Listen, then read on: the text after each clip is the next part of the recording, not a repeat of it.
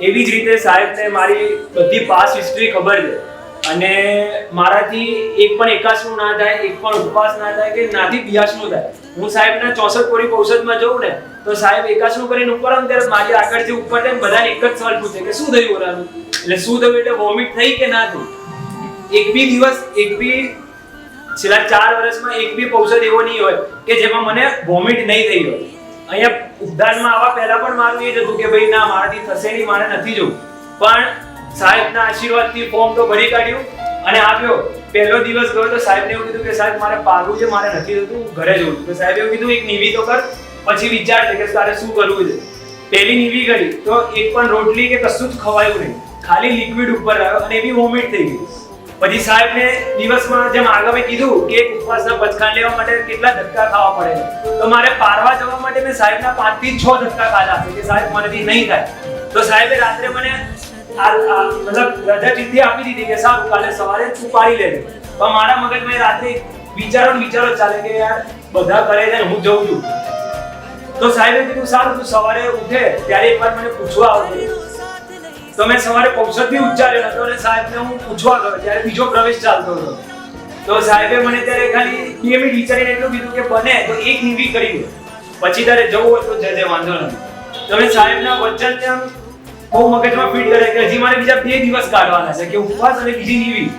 છતાં બી એ દિવસો કાઢ્યા. બીજી નીવીમાં બી કંઈ વપરાયું નહીં અને બીજી નીવીમાં તો જેટલું અંદર નાખ્યું એનાથી વધારે બહાર નીકળ્યું. તો સાહેબને મેં કીધું કે સાહેબ, પછી મને એકવાર મનમાં એવું થઈ ગયું કે સાહેબને હું વારે ઘડી આ પૂછપૂછ કરું છું, સાહેબને બી નથી ગમતું. તો કૃપાવતી માતાને પૂછવા દઉં કે સાહેબ આપ સાહેબને મનાવો. તો સાહેબે એવું કીધું કે આ કેસ મારા સુધી નહીં આપ, તું સુપ્રીમ કોર્ટમાં જા કે મારા સુધી તું ના રાખ. અને જેમ કરીને પછી યાદ આવે કે પર્યુષણના મેં 8 દિવસ કરતો હોઉં તો વિચાર્યું કે સાહેબ આટલા કહેવાથી પર્યુષણના 8 દિવસ રોકાવું છું તો 8 દિવસ તો કાઢું, પછી જોઈ કરે કે શું થાય છે. એવી રીતે 8 દિવસ કાઢ્યા ત્યાં સુધી બી ગાડી આવીને આવી જતી. સાહેબની જોડે આમ ઉતરેલી કઢી જેવું મોઢું જાય કે આ. અને 9મા દિવસથી ખબર નથી કે દેવગુરુની કૃપાથી શું ચમત્કાર થયો છે કે સાહેબે મેં નીવીમાં જાઉં તો સાહેબને પૂછ્યું સાહેબ શું વાપરું, તો કે તું 3 રોટલી વાપર છે, ખાલી વધારે ના વાપર. અને 3 રોટલી વાપરીને સાહેબ નીવીમાં મને પૂછવા હતા કે શું થયું, તો મેં ખાલી સાહેબને કીધું સાહેબ 3 રોટલી વપરાઈ ગઈ. અને એ ટાઈમે જે સાહેબના મોઢા પર સ્મિત હતું, એ જે સાહેબની સ્માઈલ હતી, એ સ્માઈલ જોઈને આમ ફીલ તમે આમ કોઈ એક્સપ્રેસ ના કરી શકો. અને એ દિવસ પછી મારી બધી નીવી, બધા આંબેલ બી મારાથી થતા હતા તો બધા આંબેલ બી સાહેબના આશીર્વાદથી એટલા બધા સરસ મજાના થઈ ગયા છે. બસ એક કહેવાય કે સપનું હતું મારું સાકાર થઈ જશે.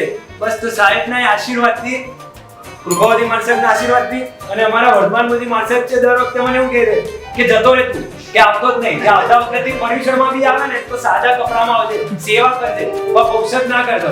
અને એક નાનો સૌ માણસ કે જે પહેલા 8 દિવસમાં બી મારે નીચે નતું આવતું, સાહેબ બારે ઘડી ઉપર આવતા હતા કે ભાઈ શું થયું કે શું નહીં. તે બધું સાહેબના બસ આશીર્વાદથી જીના